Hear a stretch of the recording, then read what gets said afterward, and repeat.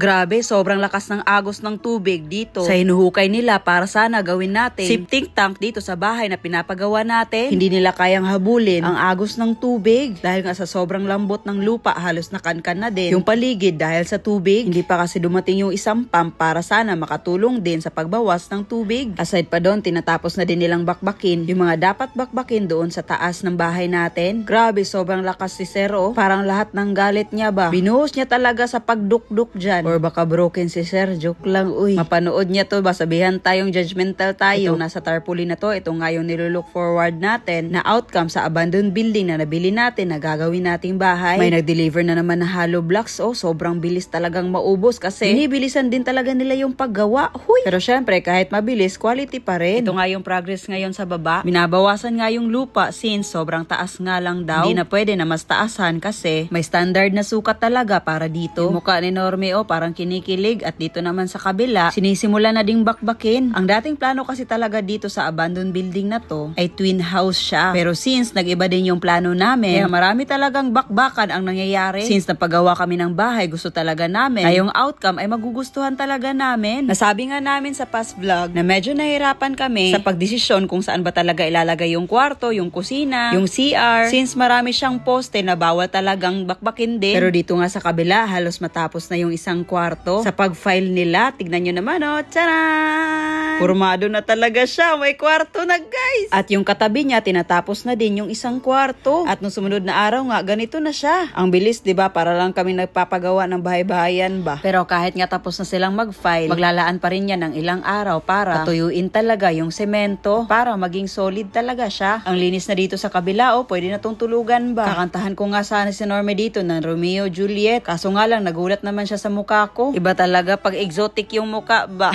Marami nga kaming nakita ng mga comment na dapat daw alamin namin ang history ng building na to, kung bakit siya naabandon na. Baka nga kasi daw may malalim na dahilan kung bakit inabandon na to ng unang may-ari. Ang daming nag-alala at madami ding nag-message sa amin na sana lupa na lang talaga yung binili namin, hindi yung may building na tapos inabandon na pa. Alam namin na nag-alala lang din kayo sa amin at nagpapasalamat kami dahil doon. Pero ilang beses na din namin ito napag-isipan at ilang taon din namin pinag-ipunan para sa pagpagawa ng bahay na to. Kahit anong desisyon man ang gagawin natin sa buhay, may kaakibat naman talaga na problema along the way. Oo, minsan nakakatakot, nagiging duwag tayo kasi takot tayo sa consequences sa bawat desisyon natin sa buhay. Pero tanong ko sa'yo, kung hindi mo sisimulan yung bagay na gusto mo ngayon, kailan ka pa magsisimula? Pag ready ka na? Pag okay ka na? Naniniwala din ako na may right timing talaga sa mga bagay. Pero para sa akin, hindi to applicable sa lahat ng bagay o sitwasyon natin sa buhay. Pangarap mo magkabahay, yes, it takes time at may right time para doon. Pero gusto mo mag-apply sa pangarap mong trabaho pero nahihiya ka or natatakot ka sa ganyan na sitwasyon, feeling ko at para sa akin, hindi applicable na may right time para mag-apply ka. Kasi kailangan mo talagang lakasan ng loob mo para yung dating pangarap mo lang at ini-imagine mo lang ay matutupad. Kasi kung hindi ka mag-a-action at kung ide-delay mo lang, minsan para mawawalan ka na din ng gana para gawin yung pangarap mo. At least kung hindi ka man matanggap, makakahanap ka ng ibang option kung ano yung gagawin mo sa buhay. Whereas kung hindi mo susubukan, yung isip mo andun pa rin sa gusto mong subukan pero hindi mo magawa kasi natatakot ka or nahihiya ka. Sa buhay ko ngayon, hindi ko nga nagamit yung kurso ko. Pero before ako nag-switch into business at vlogging, syempre sinubukan ko din talaga. Itong mga bakal nga na galing sa taas ay winilding nila para gawing damba. Ang galing nga kasi wala talagang nasasayang kasi ginagamit talaga nila. At ganito na din kalalim yung septic tank natin. Tignan nyo naman kung gaano kalakas ang agos ng tubig dito. Oh. Parang pwede ka na nga maligo.